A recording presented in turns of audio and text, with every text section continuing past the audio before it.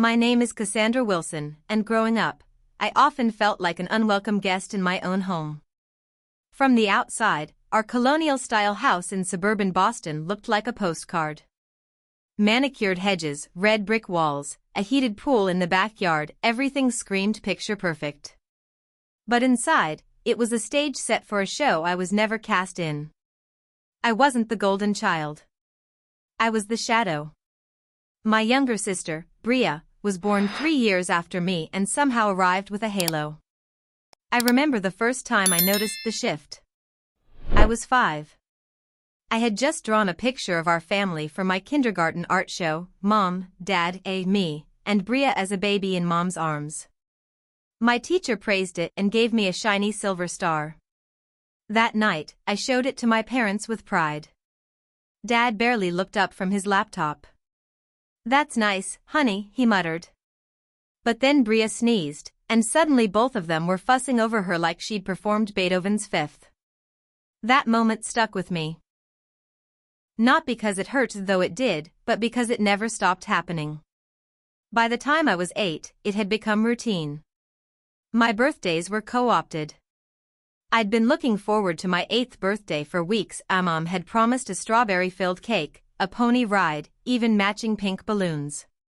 The morning of the party, I woke up to the sound of Bria crying in the kitchen. "She's upset it's not her birthday," Mom said, as if that made perfect sense. 10 minutes later, Bria's name was hastily scrawled under mine on the cake. She got her own candles. She even opened 3 of my presents. When I protested, Dad pulled me aside and whispered, "Why can't you be more generous like your sister? She shares everything with you." Except she didn't. Not really. But I learned to stop arguing. It was exhausting trying to win affection that was never offered freely.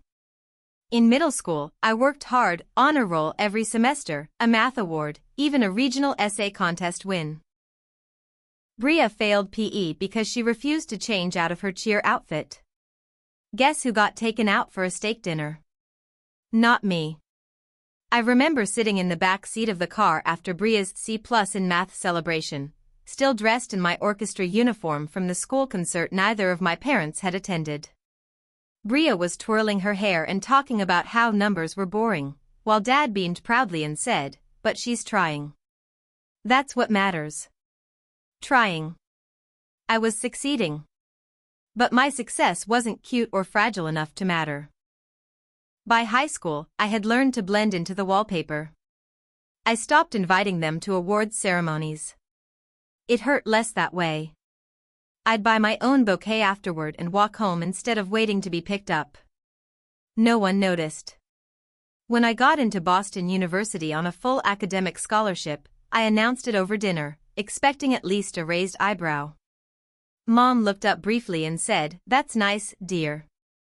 Did you hear Bria might be getting back together with Tyler? His family owns a yacht." It wasn't that they hated me. No, hatred would have at least acknowledged my existence. What they gave me was indifference, wrapped in politeness and casual disregard. At 16, our school mandated family therapy for students dealing with home-related stress. I didn't ask for it, but I went. Dr. Reynolds, a soft-spoken man with a graying beard, sat across from us every Thursday and scribbled notes while I tried to explain the quiet war inside our house. "It sounds like classic sibling rivalry," he said with a sympathetic smile. "Have you tried complimenting your sister more?" Bria sniffled on cue. "I just want us to be closer, but Cassandra's always so mean to me." That was the week I stopped talking in sessions. But I didn't stop working. I got 2 part-time jobs in college, tutoring at night and working weekends at a marketing agency downtown. I didn't want to rely on them. I didn't want to give them any excuse to say they helped me. And by 30, I had worked my way up to a director position at a rising tech firm. I had an apartment in Cambridge with high ceilings, a cat named Molly, and a bookshelf filled with things I had earned myself. And yet, even after all that, even after building a life from scratch, I still found myself dialing their number when I got promoted. "Hey," I said, trying to sound casual. "I got the position. Marketing director. They announced it today. That's nice, dear, Mom replied. But did you hear Bria might be in talks with a boutique for a modeling gig? That was it. No congratulations. No, we're proud of you. Just more Bria.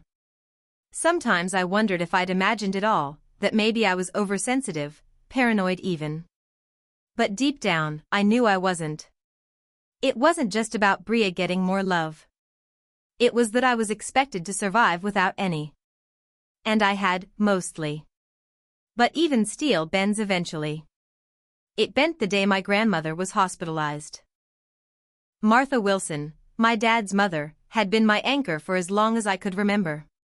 She used to sneak me cookies when I came over after school and always remembered my favorite books. She was the only one who noticed when I got braces, or when I made honor roll, or when I cried quietly on her porch after prom because my date never showed up. She'd pat my hand and say, "Some people bloom late, Cassie. But when you do, you'll light up the whole garden." I didn't realize just how much I needed her until I stepped into that hospital room and saw her sleeping, fragile under white sheets. And that's when everything started to unravel. The hospital smelled like disinfectant and overboiled coffee. I hated that combination, it reminded me of funerals. But I pushed the thought aside as I checked in at the front desk. "Cassandra Wilson," I told the receptionist. "Here to visit Martha Wilson." The nurse on duty gave a tight smile. "Room 507. She's resting, but she's been asking for you." That small detail, asking for you, sent a surprising warmth through my chest. Even at 84, my grandmother hadn't forgotten who really showed up for her. I walked down the quiet hallway, heels clicking gently against the linoleum, a soft echo in a sterile world. Outside her room, I paused. Through the small glass window, I could see my parents already inside, seated stiffly in visitor chairs like they were attending a board meeting instead of visiting a sick relative. My mother scrolled through her phone, and my father was flipping through a magazine he clearly wasn't reading. Neither of them looked at Martha, who was dozing lightly with an oxygen tube resting on her cheeks. I pushed the door open gently. "Hi, Grandma," I said softly. She stirred, and when her eyes opened and found mine, they lit up with a brightness I hadn't seen in anyone's face in years. "Oh, Cassie," she whispered, her voice weak but unmistakably delighted. "You came." "I always do," I said, crossing to her bedside and taking her hand. It felt fragile in mine, but her grip was still strong enough to squeeze back. My mother looked up finally. "You're late." I blinked. "Visiting hours are until 7. It's only 2. "She means Bria's not here yet," Dad said. I bit back a retort. Of course. Everything revolved around Bria's schedule. I focused on Grandma instead. We chatted for nearly an hour. She asked about my job, my apartment, even my cat. She wanted to know about my coworkers, if I was still doing yoga, and whether I'd ever finished that novel I started in college. I didn't, I admitted with a chuckle. Work took over. "Well, that's a shame," she said, patting my hand. "You always had stories inside you." As she drifted off to sleep, my mother stood and walked to the window, arms folded. "She's been more tired lately," she said without turning around. "She's old," Dad added. "You can't expect too much." "I expect compassion," I said quietly. They ignored me. 2 hours passed before Bria made her grand entrance. The door swung open and in she came, wearing high-heeled boots and oversized sunglasses, clutching a designer gift bag and a coffee. "Oh my God, this place is so depressing," she said, wrinkling her nose. Mom rushed over to hug her like she was a war hero returning home. "Sweetheart, we were just talking about you." "Traffic was a nightmare," Bria said, tossing her sunglasses on the side table like she owned the room. "Grandma's sleeping," I reminded her. She shrugged. "So?" I gritted my teeth. When Grandma stirred again, she smiled politely at Bria, but I noticed the subtle difference. Her eyes didn't sparkle the way they had when she saw me. Bria didn't seem to notice. She launched into a story about a photo shoot she had coming up for a local boutique. "They're thinking about using my face on their fall campaign," she bragged, fluffing her hair. "Their brand is classic elegance, and you know, I just radiate that." "She does," Mom agreed without hesitation. "Always has." As Grandma drifted off again, Bria pulled out a compact mirror and began reapplying her lipstick. Without looking up, she said, "I really think I should get the sapphire necklace." "What?" I asked. Bria turned to me with a perfectly fake look of innocence. "Grandma's necklace. The one she wore every Easter. It matches my eyes." "You don't even wear jewelry." I stared at her, stunned. "She's not dead." Bria blinked, then laughed lightly. "Oh, Cassie. Don't be so dramatic. We're just being practical." "Practical?" I snapped. "You're dividing her things while she's in the next bed, breathing." My mother jumped in. "Your sister is just trying to make sure nothing gets lost." "Sentimentally speaking." "You mean materially speaking," I said. Dad gave me his trademark disappointed look, the one that said I was exhausting for simply having boundaries. "Always so combative," he muttered. I stood up and gathered my purse. "I need some air." As I stepped into the hallway, I noticed a small drawer near Grandma's bed was slightly ajar. I'd seen Bria reach for it earlier. I couldn't prove anything, but I had a sinking feeling something was missing. I'd check later. Back in the hallway, I took the stairs down a floor to breathe. The hospital was quiet, hushed in that unsettling way only hospitals and funeral homes are. I stared at a painting of a calm lake on the wall. Someone had tried to make this place peaceful, but the tension in my chest said otherwise. After a few minutes, I headed back up. On the way, I passed a nurse in dark blue scrubs. She smiled politely and glanced at the security camera mounted above the stairwell entrance. I remember thinking how odd it was to see one there, but brushed it off. Back in Grandma's room, the mood had shifted. Mom and Dad were whispering in a corner, and Bria was checking her phone. "Everything okay?" I asked. "Just checking on something important," Bria said cryptically. Grandma was still sleeping, her breathing soft and shallow. I sat down beside her again and brushed a stray hair from her forehead. I didn't know it yet, but that moment, that room, would become a battleground in the days to come. And the people in it? They were already choosing sides. What I did know, however, was this: something was changing. The way Bria had looked at that necklace. The way she dug through Grandma's drawer. The way my parents had sided with her instantly, like it was reflex. There was something underneath it all. Something brewing. I felt it in my gut. And I had learned, after 31 years in this family, to trust that feeling. I just didn't realize how much it was about to cost me. I don't remember deciding to take the stairs. It was instinct, like my body couldn't bear being trapped in an elevator with them for 6 floors. After all that passive-aggressive tension in the room, I needed to breathe, even if it was just sterile hospital air. "I'll take the stairs," I said, slinging my purse over my shoulder. My father looked up briefly. "Suit yourself." As the elevator doors closed behind them, I stood there, hand on the stairwell door handle, wishing I could just vanish for a few hours. I pulled the door open and stepped into the empty stairwell.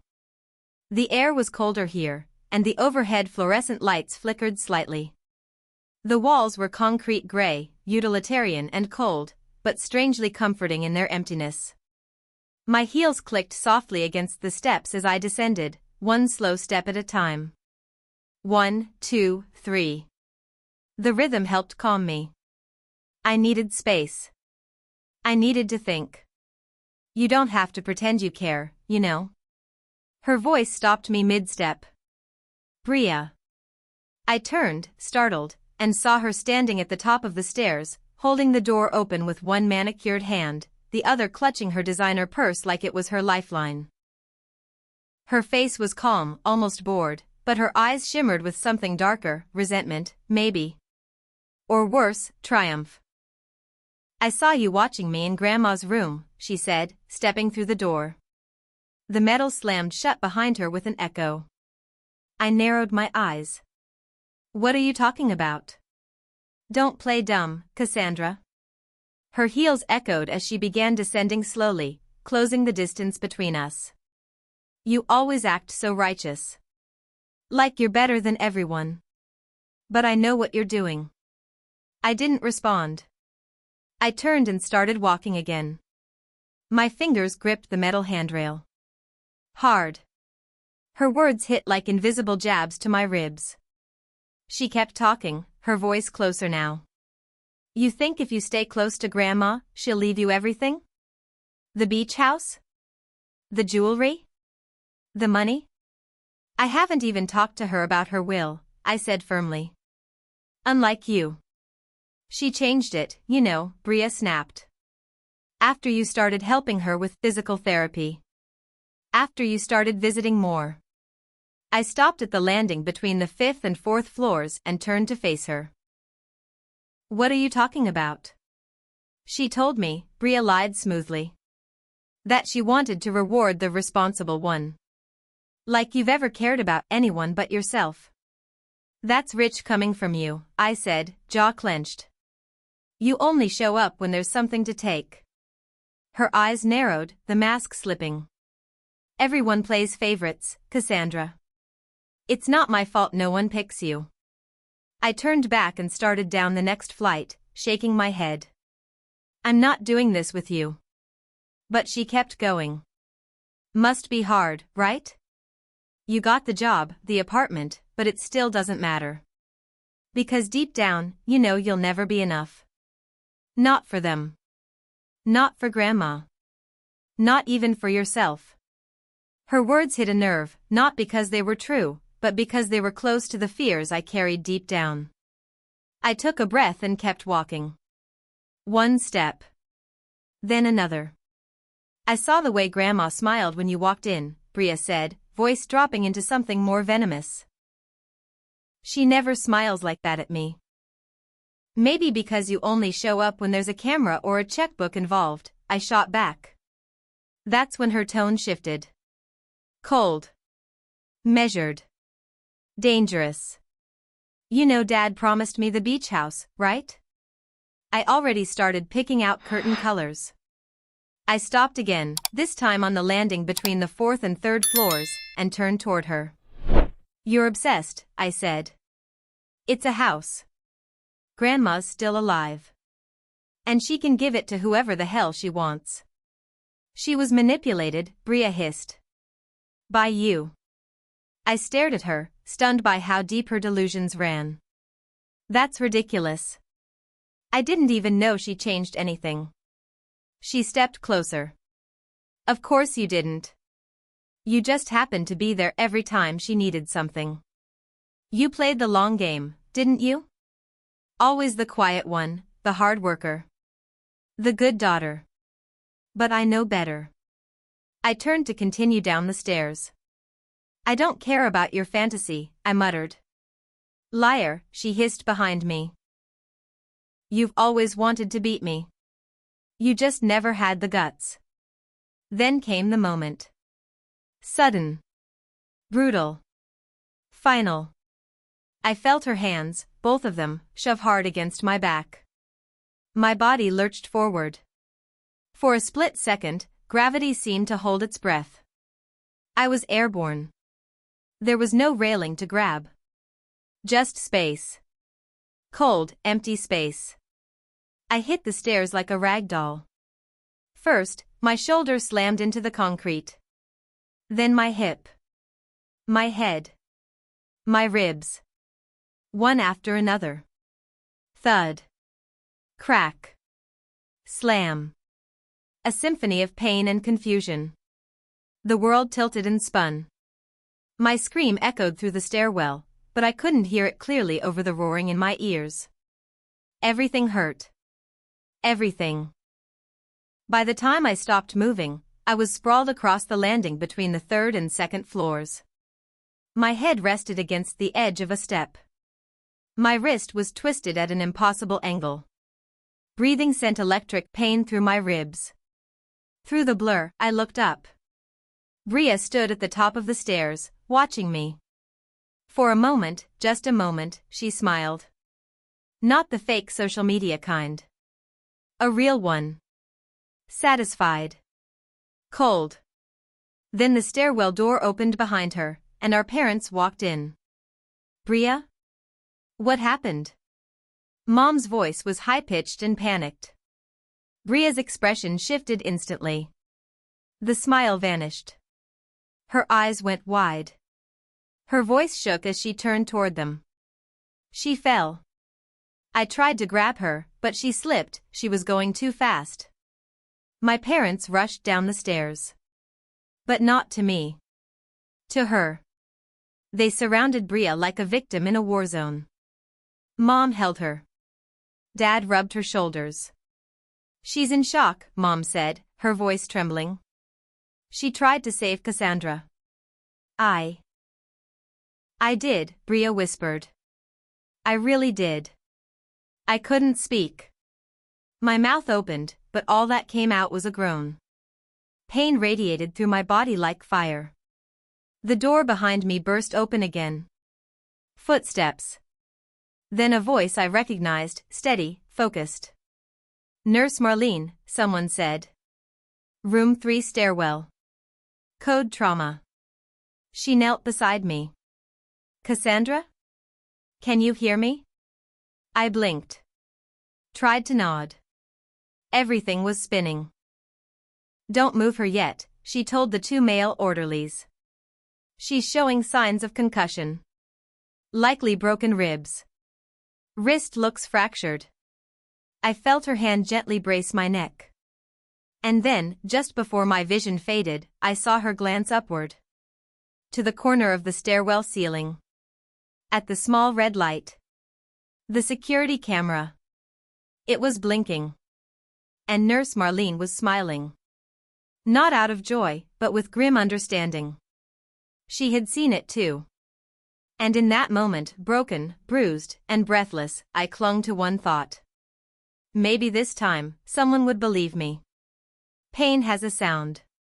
It's not always a scream or a gasp. Sometimes it's just your own blood thudding in your ears, drowning out the world as your body tries to decide what to shut down first. That was the sound I heard when they lifted me onto the stretcher. The fluorescent lights above flickered by in a blur as the nurses wheeled me through the corridors. My broken wrist throbbed in sync with my pulse, my ribs flared with every shallow breath, and my vision kept darkening at the edges like my brain was trying to spare me the full experience. But worse than the pain was the betrayal. They believed her. They always did. In the emergency department, a doctor I barely registered, Dr. Winters, someone later told me, barked out orders: CT scan, chest x-ray, wrist x-ray. Possible internal bleeding. Get her stabilized. While the medical team moved like a well-oiled machine, I fought to stay conscious. My mind looped one thought over and over. Don't let them rewrite this. Not again. I drifted in and out during the scans. Cold surfaces, tight restraints, machines humming and beeping. At one point, someone inserted an 4. At another, I vaguely recall the word concussion being mentioned. It didn't matter. What mattered was that camera. That blinking red light. Please, let it have seen everything. When they finally wheeled me back into a room, a private one, probably thanks to my father's connections, I felt like I'd aged 10 years. I lay motionless, too weak to move, too tired to cry. Then I heard their voices. My parents. Standing in the hallway just outside my door. We need to get our story straight before she's fully conscious, Dad was saying, voice low but urgent.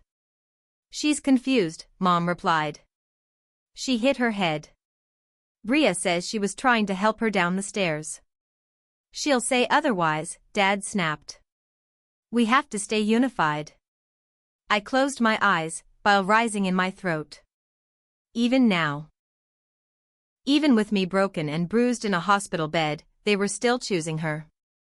The next morning, sunlight streamed through the window, far too cheerful for what had happened. A young nurse named Tracy came in, her smile kind but cautious. "Good morning, Cassandra," she said softly. "I'm going to check your vitals, and we'll get you something for the pain." I managed a nod. Every movement felt like a mistake. "On a scale of 1 to 10, how bad is your pain?" she asked. 8, I whispered. "Everywhere." She gave a sympathetic smile and noted something on her tablet. "We'll get you more medication shortly." I licked my cracked lips and summoned the strength to ask, "The security camera in the stairwell, did anyone check it?" She looked confused. "Security camera?" But before I could explain, the door opened. My family walked in. Mom carried a vase of yellow roses. Dad held a teddy bear and a get-well-soon balloon like we were playing hospital instead of facing the aftermath of an assault. Bria trailed behind them, eyes downcast, her expression carefully calibrated for maximum innocence. "Oh, sweetheart," Mom cooed, setting the flowers on the windowsill. "We were so worried about you." "The doctor says you'll make a full recovery," Dad added, placing the bear on the nightstand. Bria stood by the door, dabbing fake tears from the corners of her eyes. "I'm so sorry, Cassie," she whispered. "I tried to catch you. It all happened so fast." Tracy looked around awkwardly. "I'll give you a few minutes alone. Just press the call button if you need anything." The moment the door shut behind her, the atmosphere shifted. Like a trap snapping shut. My mother's smile became a fixed mask. My father's eyes hardened. Dad reached into his jacket pocket and pulled out several neatly stacked documents. "The hospital needs you to sign these," he said. "Insurance forms. Standard stuff." I stared at the papers on the tray across my bed. Then at him. "It wasn't an accident," I said, my voice steady despite the pain. Bria pushed me. 3 seconds of silence. Then my mother laughed. High-pitched. Forced. "Oh, sweetie. That medication must be clouding your memory." "No," I said firmly. "I remember." She was angry about Grandma's will. She followed me into the stairwell and shoved me. Dad's face darkened. "Cassandra, these are serious accusations." "I have serious injuries," I snapped. 3 broken ribs. A fractured wrist. A concussion. Mom stepped forward. "We're all upset. But accusing your sister." "There's a security camera," I said. "Top of the stairwell. It saw everything." A flicker of fear crossed my father's eyes. Bria stepped forward, her voice rising into a tremble. "I tried to save you. I reached out, but you fell too fast." "She's confused," Mom insisted. "The head injury. It's affecting her memory." My father nodded slowly, switching tactics. "We should mention that to the doctor. Memory loss is common with concussions." The gaslighting was so well rehearsed, it made my skin crawl. I almost expected applause. Before I could respond, the door opened again. A nurse poked her head in. "Sorry to interrupt. There's been a change in your grandmother's condition. The doctor would like to speak with the family." Mom and Dad exchanged concerned glances. "We should go," Mom said quickly. "Bria, stay with your sister." They filed out, leaving the door ajar. The second it clicked shut, Bria turned to me, her mask gone. "No one will believe you," she said in a low hiss. "They never have." I looked at her, pain and rage boiling in my chest. "Why?" I asked. "What did I ever do to make you hate me so much?" She tilted her head slightly. "You existed. That was enough." Then she picked up the pen from the tray and held it out. Sign the papers. Or things will get much worse for you. Before I could respond, the door opened again. Nurse Marlene stepped in. Bria jumped back, her voice rising to a volume meant to be overheard. I'll go get you some water, sis, she said sweetly. Be right back. She slipped out. Marlene walked to my bedside, calm and deliberate. How are you feeling, Cassandra? She asked, checking my fore. Like I've been pushed down a flight of stairs, I answered. Her eyes met mine. Interesting choice of words, she said. Then glanced at the door. You're safe now. I saw the footage. My heart skipped. You did? She nodded. Hospital protocol. We record all stairwells. I've already informed the administrator. It's been secured and reported to security and the police. Tears burned behind my eyes. Thank you, I whispered. I believe what I saw, she said gently. And what I saw was assault. Nurse Marlene didn't rush. She moved with the quiet, practiced calm of someone who had seen panic 1,000 times and knew how to cut through it like a scalpel. Her voice was low, but her words rang like thunder in my ears. I checked the stairwell footage, Cassandra, she said, glancing briefly at the closed door to ensure we were alone. The incident was caught from multiple angles. I felt like my lungs had collapsed, not from injury this time, but from sheer emotional release. For the first time since I'd landed at the bottom of that stairwell, someone had seen the truth. What did it show? I asked, my voice hoarse. Her gaze didn't waver. Exactly what you described. You were descending the stairs. Your sister followed. There was no tripping, no slipping. Just a deliberate push between the shoulder blades. I swallowed hard, blinking back the tears I hadn't allowed myself to shed. So you believe me? I don't believe, she replied.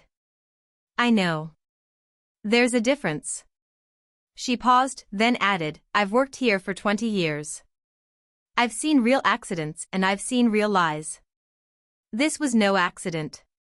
My head dropped back against the pillow as the pain in my chest shifted, from physical to emotional.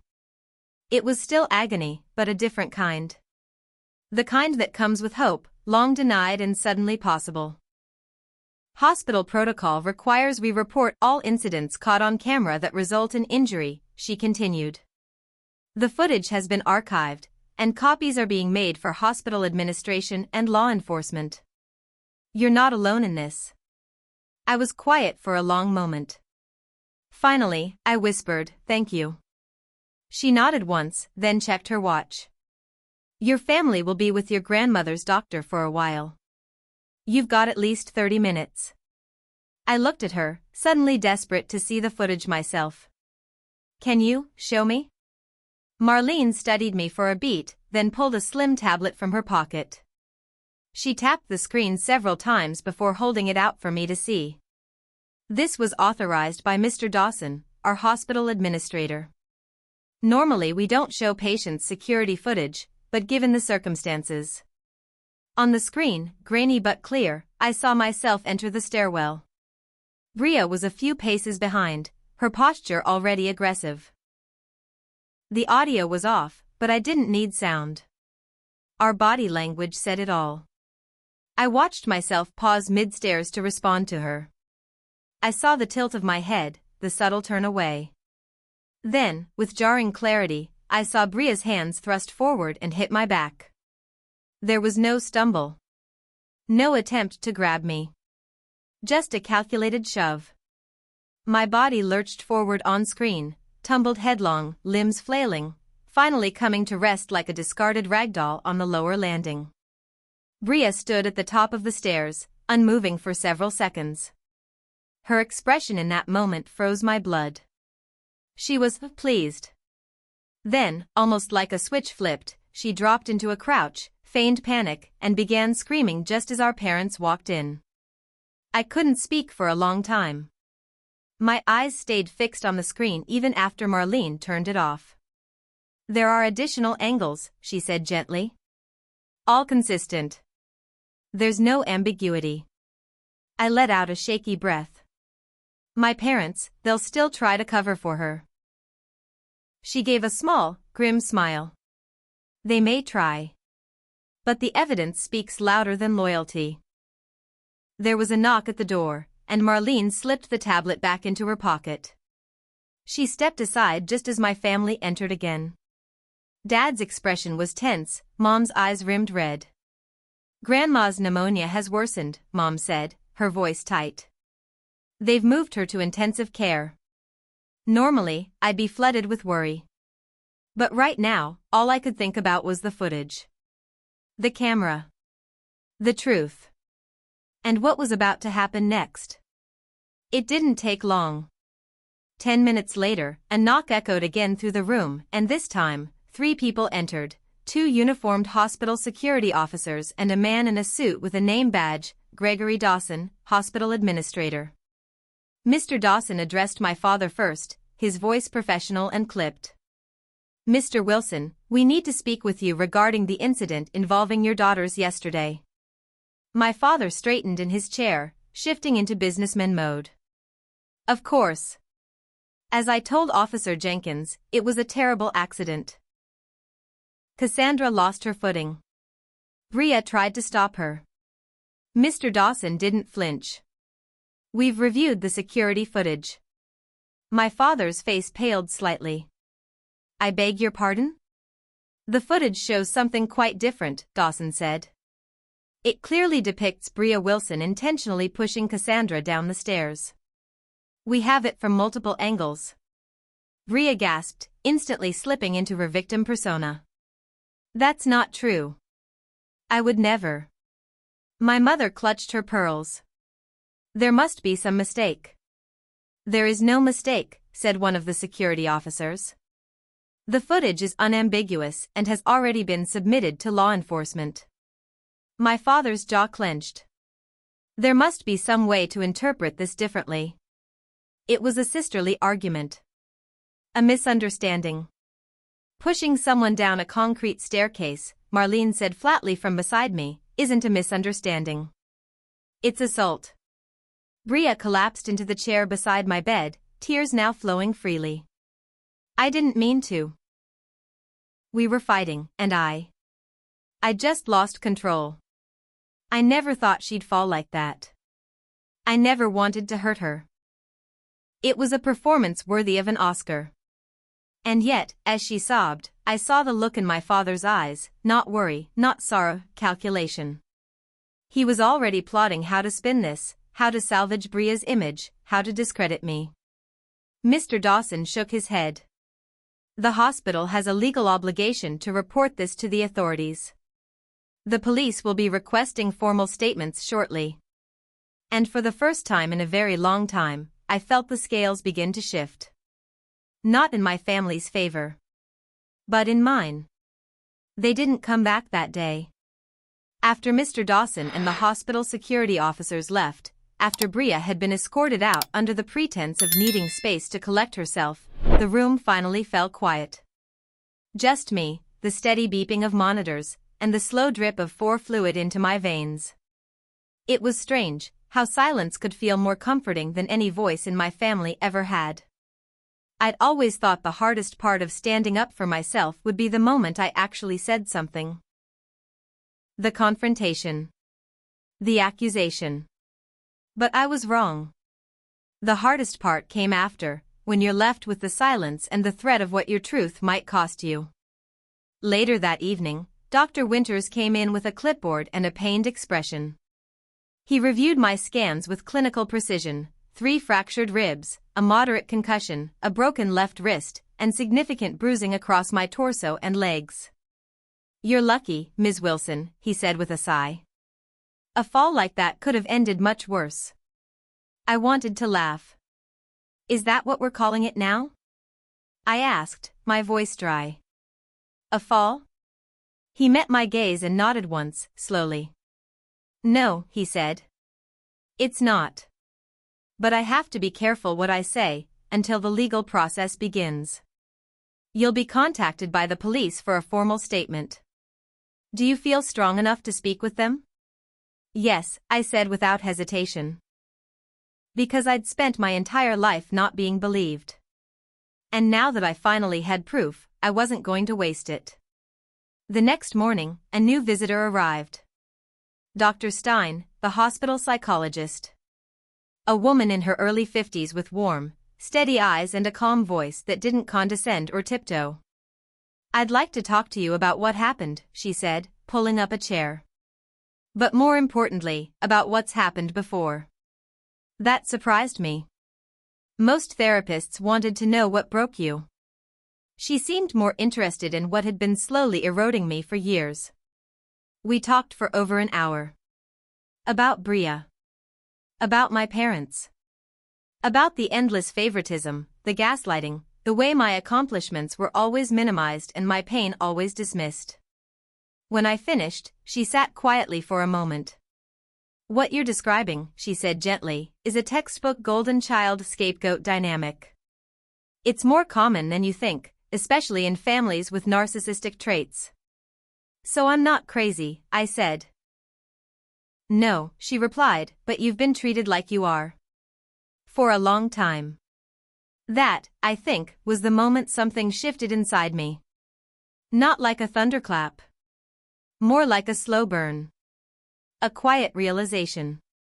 I didn't owe these people my silence. That evening, my phone buzzed. I blinked at the caller ID. Aunt Jillian. My father's sister. We hadn't spoken in over a year. Not out of animosity, just distance, and maybe, in retrospect, fear. She'd always been the outlier in the family. Too blunt. Too honest. Too much of a mirror for people who hated their own reflections. Cassie, her voice crackled through the speaker. I just heard. Are you okay? Physically? Barely. Emotionally? Strangely clear. There was a pause. I believe you, she said, no hesitation. Always have. I saw the way your parents treated you growing up. I saw Bria lie and manipulate and get away with everything. I didn't think it would escalate like this. Neither did I said quietly. Whatever you need, I'm here, she promised. And if you need a place to stay after discharge, my door's open. It was the first sincere offer of support I'd received in years. But not everyone came offering comfort. 2 days later, my parents returned, Bria in tow. This time, there were no roses. No balloons. Just a manila folder in my father's hands and that familiar look on his face, the one he wore when closing business deals. Cold. Calculated. Commanding. We've spoken to a lawyer, he said without preamble. If you sign a statement withdrawing your accusations, Bria will agree to anger management and we can avoid public humiliation. Keep this in the family. Bria said nothing. She stood beside him, eyes hollow, makeup understated for once. A silent symbol of remorse. And if I don't? I asked, already knowing the answer. Then you'll force us to take legal action, my father said. We'll cut financial ties. The trust fund will be frozen. And you'll be disowned. I looked at my mother, hoping, naively, for a flicker of concern. All I got was her usual wounded expression. How can you do this to your family, Cassandra? She asked. Your grandmother's condition has worsened because of all this stress. Really? I said. And my broken ribs, wrist, and brain injury? Do those not qualify as stress-inducing? They said nothing. You're asking me to lie. Again. Like I've done my entire life. And I'm done. My father's mouth tightened. You'll regret this. No, I said, sitting up straighter despite the pain. I've been regretting not standing up for myself for 31 years. That ends now. He tossed the folder onto my bedside tray and turned without another word. My mother followed. Bria lingered for half a second, staring at me like a stranger. "You think this makes you brave," she said softly. "It just makes you alone." "Maybe," I replied. "But at least I can finally hear myself think." That night, I opened the folder.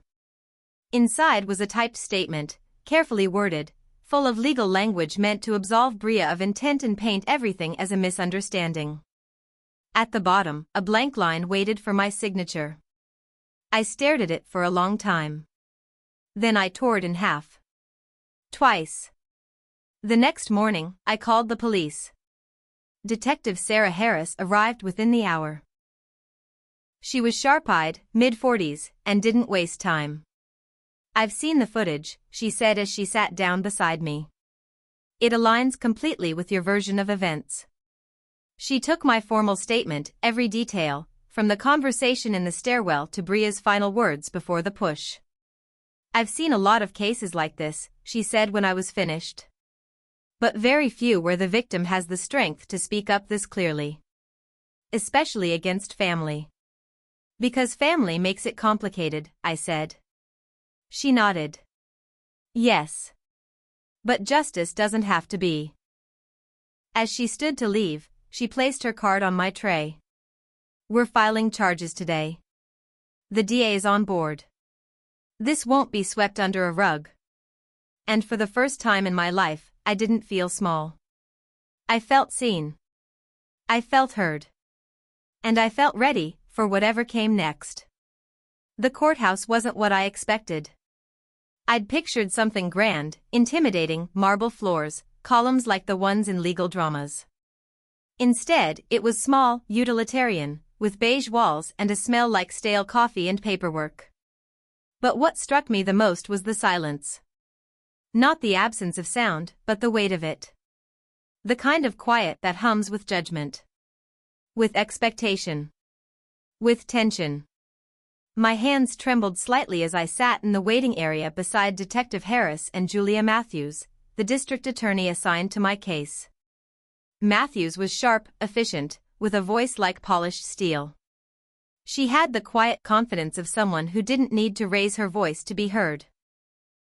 Across the aisle sat Bria, flanked by my parents and her high-priced attorney, Richard Cooper. Bria wore a cream-colored blouse, minimal makeup, and a sorrowful expression that would have been more convincing if I hadn't seen her delighted smirk at the top of that stairwell. I turned away. Aunt Jillian arrived 5 minutes before the hearing. She wore a navy pantsuit and carried a large tote bag, filled, I suspected, with every possible court document she could get her hands on. She sat beside me, her presence a lifeline in an ocean of uncertainty. "You okay, sweetheart?" she whispered. "No," I said honestly. "But I'm ready." The courtroom was small. Judge Peterson, a stern woman in her 60s, presided over the bench. She wore reading glasses and a tight bun, and her eyes scanned the room like she'd already read all our stories, and was simply waiting to see who would lie about theirs. The hearing began with procedural formalities. Then came the evidence. The footage was played first. They dimmed the lights, and the video began on a large screen facing the judge. I had already seen it, but watching it in a courtroom filled with strangers felt different.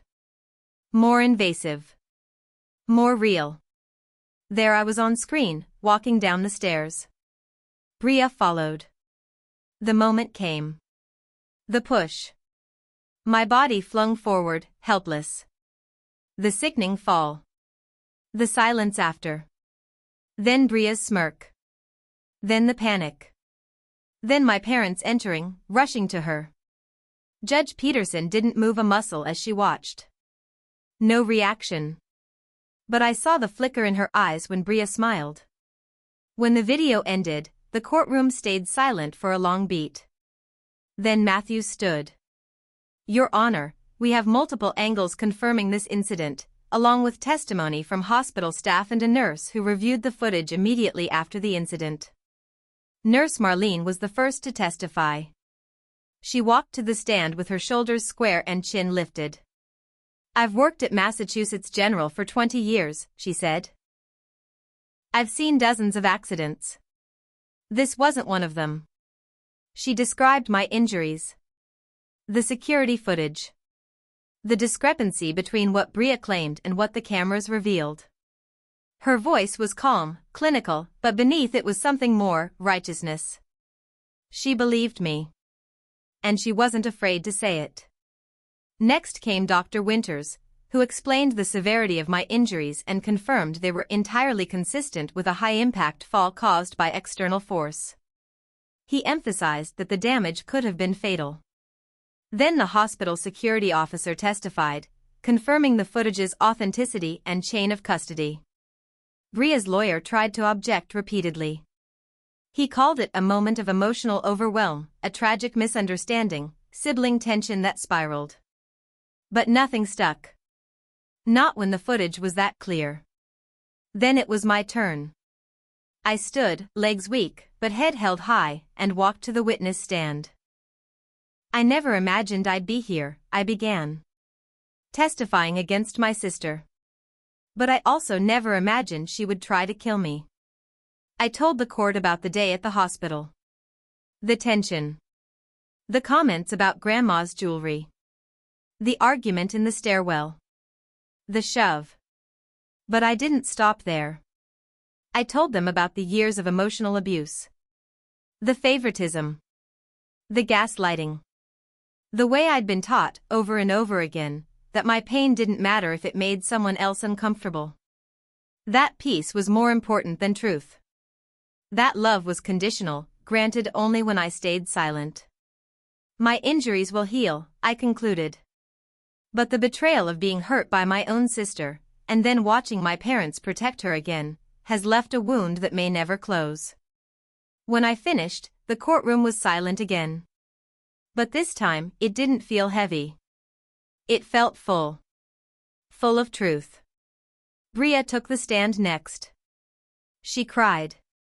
Whispered. Dabbed at her eyes with a tissue she hadn't even used once before entering the room. I didn't mean to hurt her, she said. We were arguing.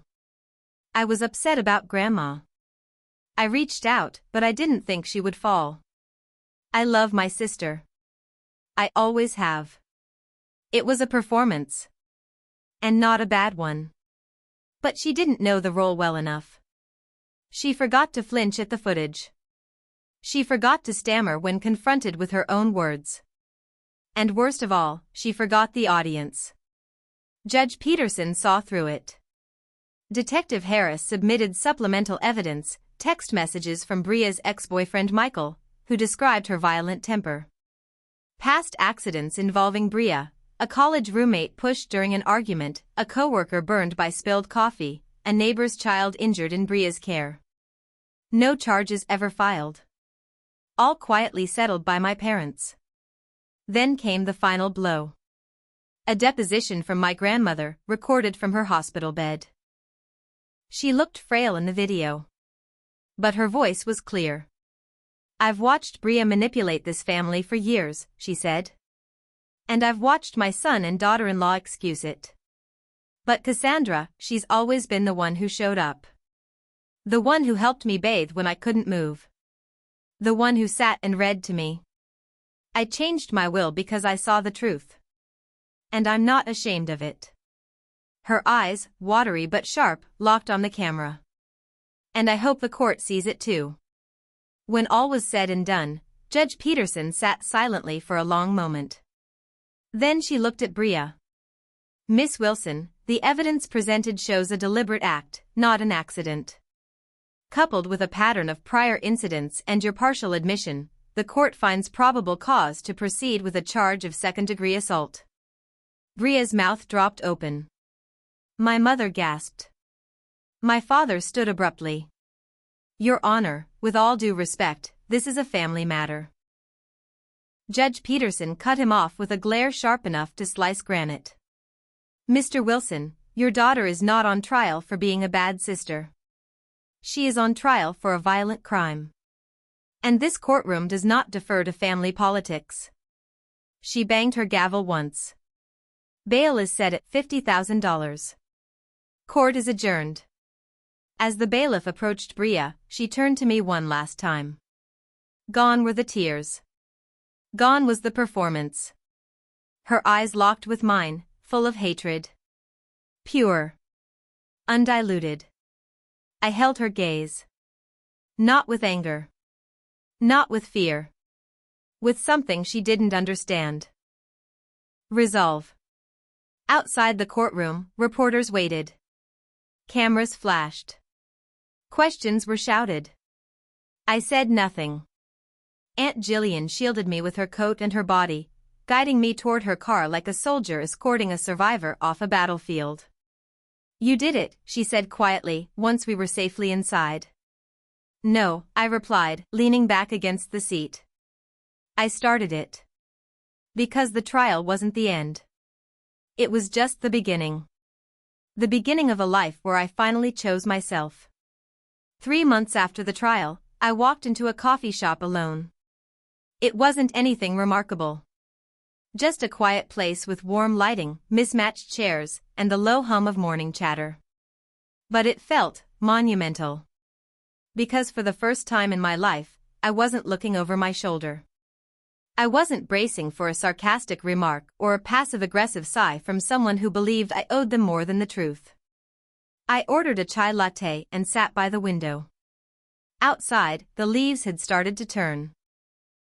The early signs of autumn painting the trees in gold and rust. There was a stillness to the moment I hadn't felt in years. This is what peace sounds like, I thought. Not silence. But absence of fear, of judgment, of pretending. After the trial, Bria was sentenced to 6 months probation and mandatory anger management. No jail time. Just a record. Just accountability, finally etched into something official. My parents never spoke to me again. I received one email from my father. A sterile paragraph reminding me that I had divided the family and humiliated them publicly. There was no mention of my injuries. No apology. No reflection. I didn't reply. I deleted it, then blocked him. Some ties aren't meant to be mended. Some bloodlines are just caution tape wrapped in DNA. Grandma passed away 2 weeks after the verdict. Quietly. Peacefully. I was the only one at her bedside. She held my hand, her skin paper-thin but still warm, and whispered, "I'm proud of you." Those were her last words. She left everything to me. Not out of spite, but because, in her words, you were the only one who stayed when things got hard. The house, the savings, the antique books she'd collected over decades, it all came to me. And with it, a strange, overwhelming sense of weight. Not just financial. But emotional. A legacy passed not out of duty, but trust. I spent weeks sorting through her things. Photographs.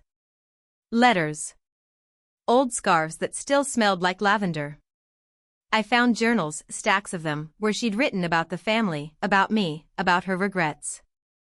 In one entry, dated just a year before her death, she wrote, "I fear I raised a son who chose control over compassion. And a granddaughter who learned manipulation before empathy. But Cassandra, she listens. She breaks, but she still listens. She will be the one to change the story." Change didn't come overnight. Recovery never does. My ribs healed. The cast came off. But the real healing was slower, messier. Therapy helped. So did distance. I moved into Grandma's house, small but cozy, tucked away in the woods like a secret too precious to lose. I painted the guest room yellow. I planted lavender in the front garden. I adopted a rescue cat with one eye and a crooked tail. Named her Poe. I wrote again. Not fiction. Not yet. Just journals at first. Then essays. Then an anonymous blog where I told my story to strangers. And the strangers responded, with their own stories. Of toxic families. Of being scapegoated. Of finally choosing truth over blood. I wasn't alone. That's what saved me, I think. Not the justice system. Not the inheritance. But the realization that my pain wasn't unique, and that I wasn't broken for refusing to carry it silently anymore. One evening, as I was walking through the woods behind the house, my phone buzzed. It was a message from Bria. I stared at it for a long time before opening it. I still think you ruined everything. But I hope it was worth it. No apology. Just a dagger wrapped in digital silence. I deleted it without replying. Because here's what I finally understood. Closure doesn't come from them. It comes from you. I still dream about the stairwell sometimes. The moment of the fall. The weightlessness. The betrayal. But in the dream now, I land on my feet. And I walk away. Epilogue. They say family is everything. But that's only true when your family chooses you back. Sometimes, the people who share your blood can do the most damage. Sometimes, the love you're taught to protect at all costs is the very thing that breaks you. But there's power in choosing yourself. In speaking up when you were taught to stay quiet. In walking away not to run, but to survive. I didn't set out to become a symbol. I wasn't trying to be brave. I just refused to stay broken. And in the wreckage of everything I lost, I found something better. Me. Sometimes, the deepest wounds come not from strangers, but from the ones we're taught to love unconditionally, our own family. This story reminds us that loyalty, while noble, should never require the sacrifice of our truth. Courage is not always loud, sometimes, it's the quiet resolve to stand alone when silence is more convenient. Cassandra's journey teaches us that real strength lies in confronting the lies that masquerade as love, and in choosing self-respect over acceptance by those who never saw our worth. Her decision to speak up, despite the fear, the manipulation, the cost, reveals a powerful truth, that we owe it to ourselves to be the authors of our own lives, even if that means rewriting the chapters others tried to control. Justice may not always restore what was broken, but it offers something just as vital: validation, clarity, and the freedom to heal. In the end, Cassandra didn't just survive a push down the stairs, she climbed out of years of emotional silence and found a voice that no one could shove back down. The story leaves us with a question that lingers long after the final line: what is the cost of silence, and who benefits when we stay quiet? Sometimes, the greatest act of love is choosing truth over peace, and in doing so, breaking a cycle that should have ended long before you. Because healing begins not when justice is served, but when we finally choose ourselves, not as victims, but as survivors who rise, not just to tell our story, but to own it.